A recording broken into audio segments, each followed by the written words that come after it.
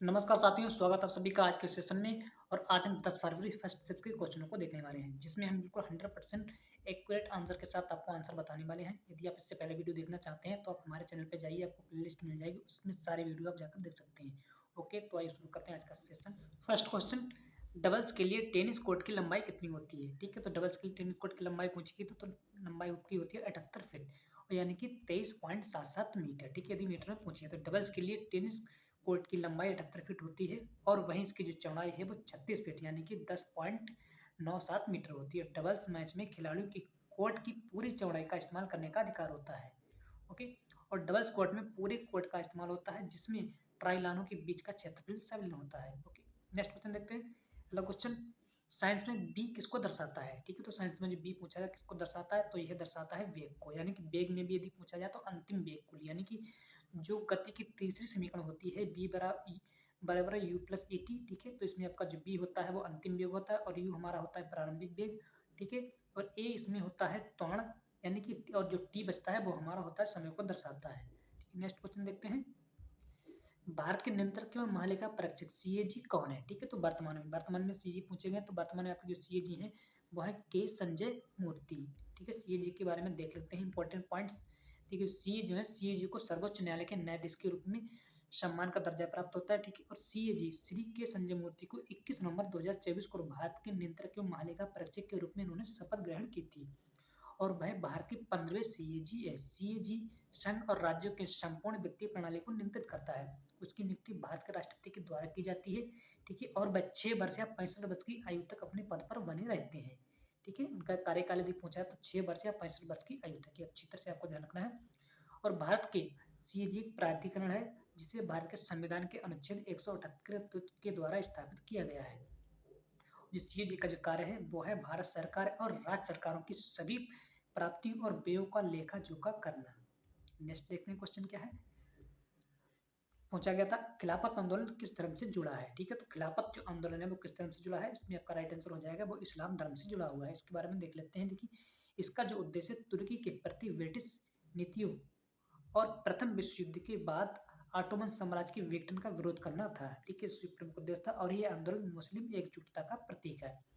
खिलाफत आंदोलन मुस्लिम धर्म से जुड़ा हुआ था, और यह आंदोलन 1919 से लेकर 1922 के बीच भारत में चलाया गया था। ओके, नेक्स्ट क्वेश्चन आपका है गबू हवे त्योहार किस राज्य का है? ठीक है, ये इस तरह से क्वेश्चन पूछा गया था। आप कमेंट में जरूर बताएं क्या यही जिनका भी एग्जाम है वो कमेंट में जरूर बताएं क्या यही क्वेश्चन था। ठीक है, तो हमको यही क्वेश्चन पूछा, इसलिए हमने यही आपको बता दिया। ठीक है, तो इसका कुछ राइट आंसर है वो है असम में। ठीक है, गबू हवा जो फेस्टिवल है वो असम राज्य का एक फेस्टिवल है, और यह असम के बिहू त्योहार मनाया जाता है। एक बिहू त्योहार होता है, सबसे फेमस फेस्टिवल है बिहू असम का, जिससे के साथ बिहू नृत्य भी जुड़ा हुआ है। ठीक है, बिहू नृत्य असम का एक लोकप्रिय नृत्य है, और यह नृत्य युवा पुरुष और महिलाएं करते हैं। इस नृत्य में नर्तक परंपरागत रंगीन असमिया परिधान पहनते हैं, यानी कि कपड़े पहनते हैं। नेक्स्ट क्वेश्चन, क्वेश्चन आपका है कि भारतीय संविधान का अनुच्छेद 32 क्या है? ठीक है, या इस तरह से पूछा गया होगा कि भारतीय संविधान का अनुच्छेद 32 का संबंध क्या है? ठीक, तो भारत इसके बारे में देख लेते हैं। देखिए, संविधान के अधिनियम 1977 संविधान के अनुच्छेद 32 में कहा गया है कि सर्वोच्च न्यायालय मौलिक अधिकारों को लागू करने के लिए रिट कार्यवाही के दौरान राज्य कानूनों की संवैधानिकता पर गौर नहीं करेगा, यानी कि राज्य के कानूनों को नहीं मानेगा। यदि मौलिक अधिकारों में कोई भी उल्लंघन हुआ तो जो है सर्वोच्च न्यायालय रिट जारी कर देगा। ठीक है, इस तरह से इसका जो है पूरा होगा। ठीक है, तो इसके बारे में देख लेते हैं। और देखिए, भारतीय संविधान के अनुच्छेद 32 को डॉक्टर भीमराव अम्बेडकर जी ने भारतीय संविधान की हृदय और आत्मा उन्होंने बताया है। ठीक है, कहा है, और यह एक नागरिक को उसके किसी भी मौलिक अधिकार के उल्लंघन के मामले में सर्वोच्च न्यायालय का दरवाजा खटखटाने का अधिकार प्रदान करता है, और इसे संवैधानिक उपचार के अधिकार के रूप में भी जाना जाता है। याचिकाओं के परिवर्तन के लिए उच्चतम न्यायालय जाने का भी अधिकार हमको देता है। ठीक है, सभी नागरिकों को देता है। नेक्स्ट क्वेश्चन, आंध्र प्रदेश और कर्नाटका में कौन सा त्योहार पर्वतीय क्षेत्र में मनाया जाता है? ठीक है, तो ये होता है कुर्ग दशहरा नाम का एक त्योहार होता है, जो आंध्र प्रदेश और कर्नाटक त्योहारों की जो है त्योहार वो पर्वतीय क्षेत्र में मनाया जाता है। ठीक, खासतौर से कर्नाटक में। ठीक है, इसके बारे में देख लेते हैं। ठीक, ठीक है, दक्षिण भारत के राज्यों में विशेषकर आंध्र प्रदेश, तेलंगाना और कर्नाटक में यह मनाया जाने वाला एक प्रमुख त्योहार है, और यह हिंदू चंद्र पंचांग की शुरुआत का प्रतीक है, और चैत्र महीने के पहले दिन मनाया जाता है, जो सामान्यतः मार्च और अप्रैल में पड़ता है। और इसके बारे में देखिए, कर्नाटक में जो प्रमुख त्योहार है उनके बारे में एक नज़र से देख लेना। ठीक है, जो कर्नाटक का देखिए पहला त्योहार आपका है उगाड़ी, ठीक है, उगादी होता है, कन्नड़ नववर्ष बोलते हैं इसको, ठीक है, और ये मार्च अप्रैल में मनाया जाता है। अगला त्योहार इनका है देखिए काम्बला, ठीक है, काम्बला होता है, इसमें भैंस दौड़ती है, ठीक है, और ये नवंबर और मार्च तक मनाए जाते हैं। करगा उत्सव होता है, इसे अप्रैल और मार्च में मनाते हैं। अगला इनका उत्सव है मैसूर दशहरा, जो सितंबर अक्टूबर में मनाते हैं। अगला इसका गणेश उत्सव, गणेश गौरी गणेश उत्सव के, तो ये हमारा अगस्त सितंबर में ये लोग मनाते हैं, ठीक है। हम्पी उत्सव मोस्ट इंपॉर्टेंट है और इसे फरवरी में मनाते हैं, ठीक है। और मकर संक्रांति जनवरी में ये लोग मनाते हैं, ठीक है। और 12 लक्ष्मी व्रत, ठीक है, जुलाई अगस्त में इनका एक त्यौहार है। और अगली दीपावली है, ठीक है, जो सभी लोग मनाते हैं, पूरे देश में मनाई जाती है अक्टूबर नवंबर में। नेक्स्ट क्वेश्चन, किसी राज्य की विधानसभा में कोई धन विधेयक किसकी सिफारिशों पर प्रस्तुत किया जा सकता है, ठीक है। तो देखिए इसका आपका जो राइट आंसर आपको लगाना था, तो राज्य, ठीक है, राज्य का राज्यपाल, ओके, अनुच्छेद 178 के अनुसार, ठीक है। इसके बारे में देख लेते हैं। ठीक है, जो धन विधेयक है, धन विधेयक को विधान परिषद में पेश नहीं किया जा सकता, ठीक है, विधान परिषद में नहीं पेश किया जा सकता है, और इसे केवल विधानसभा में ही प्रस्तुत किया जा सकता है, ठीक है। और किसी राज्य की विधानसभा में राज्य के राज्यपाल की सिफारिश के बिना कोई भी धन विधेयक पेश नहीं किया जा सकता है, यानी कि जब तक राज्यपाल अपनी आज्ञा नहीं देगा तब तक इसको पेश नहीं किया जा सकता धन विधेयक को, ओके। नेक्स्ट, इस सुरेंद्र मोहन मिश्रा और गोदावरी सिंह को कला के क्षेत्र में पद्मश्री 2000, ठीक है, पद्मश्री 2000 पुरस्कार विजेता, यानी कि सन 2000 में जो पुरस्कार विजेता है पद्मश्री के, वह किस राज्य से संबंधित है, ठीक है, जिनको पद्मश्री पुरस्कार 2000 में मिला था सुरेंद्र मोहन मिश्रा और गोदावरी सिंह को, ठीक है, तो किस राज्य से संबंधित हैं, ठीक है, तो बहुत संबंधित हैं उत्तर प्रदेश के वाराणसी से, ठीक है।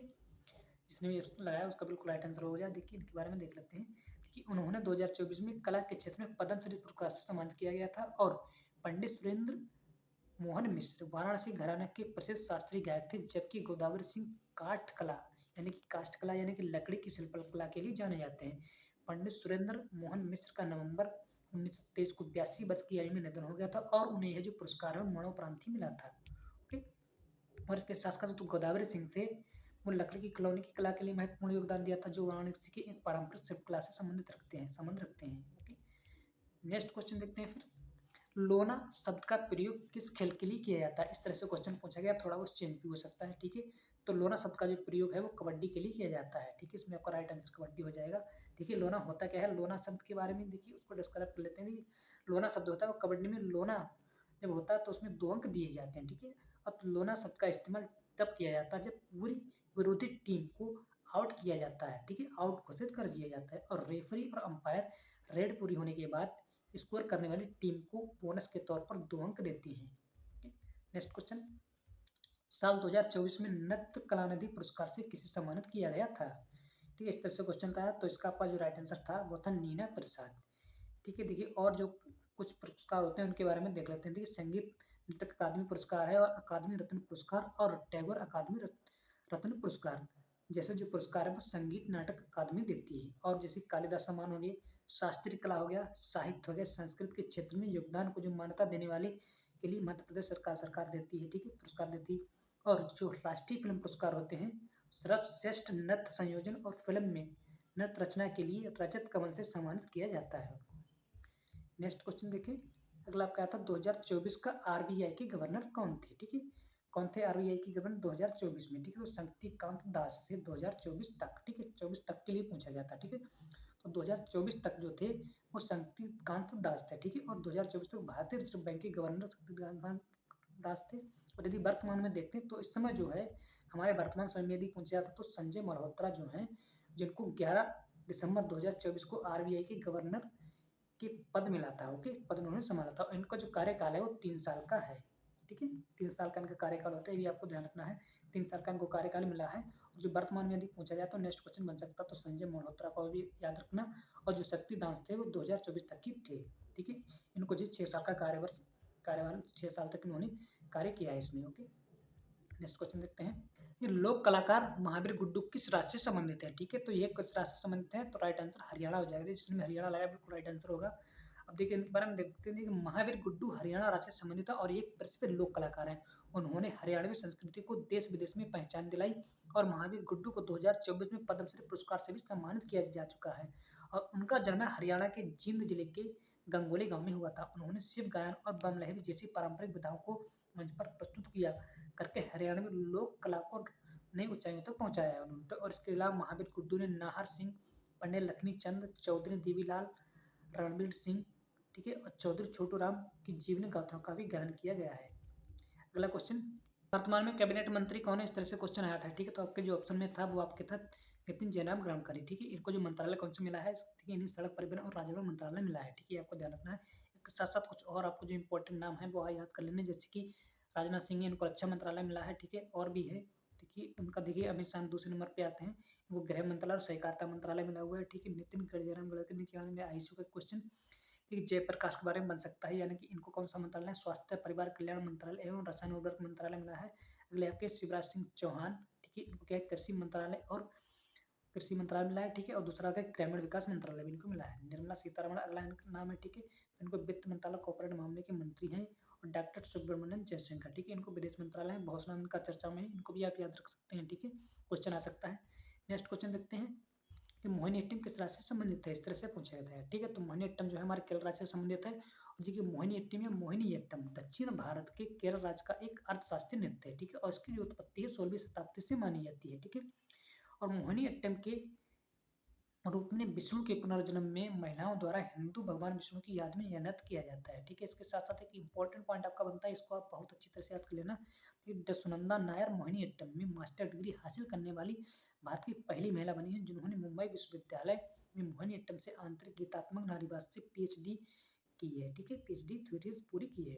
नेक्स्ट क्वेश्चन देखते हैं, हरित क्रांति से संबंधित में से किसे फायदे, कौन से फायदे हुए, ठीक है। हरित क्रांति में निम्नलिखित में से कौन सा सबसे अधिक फायदा हुआ, इस तरह से पूछा गया था क्वेश्चन, ठीक है। तो उसमें आपका जो राइट आंसर था वो था कृषि उत्पादन में काफी बढ़ोतरी हुई है हरित क्रांति से। और इसके देखिए और भी बहुत से फायदे हैं, उनको भी देख लेते हैं एक नजर में। देखिए इसमें देश में अनाज उत्पादन में आत्मनिर्भर हो गया, ठीक है, इसमें भूख और अकाल की समस्या दूर हो गई, इसमें गरीबी कम हुई और आय बढ़ी, ठीक है, इससे शिशु मृत्यु दर भी कम हुई, और तथा इससे कृषि को उद्योग का रूप मिला, और इससे कृषि उत्पादकता और उत्पादन बढ़ा, तो इसमें ग्रीन हाउस गैसीय उत्सर्जन कम हुआ, और इसके साथ साथ देखिए इसमें कृषि के लिए जमीन का इस्तेमाल कम हुआ, और इसमें किसानों की आर्थिक स्थिति बेहतर हुई, और इससे खाद्य कीमतों में भी कमी हुई, ठीक है। और देखिए जो हरित क्रांति आई है, और देखिए जो हरित क्रांति है इसकी शुरुआत जो थी नॉर्मन बोरलॉग ने की थी, और भारत में हरित क्रांति के जनक के रूप में डॉक्टर एम एस स्वामीनाथन को जाना जाता है, ठीक है। ये हरित क्रांति से कुछ नुकसान भी रहे हैं, जिनको देख लेते हैं अच्छी तरह से। नुकसान अभी तक पूछा नहीं गया, लेकिन पूछा जा सकता है, ठीक है।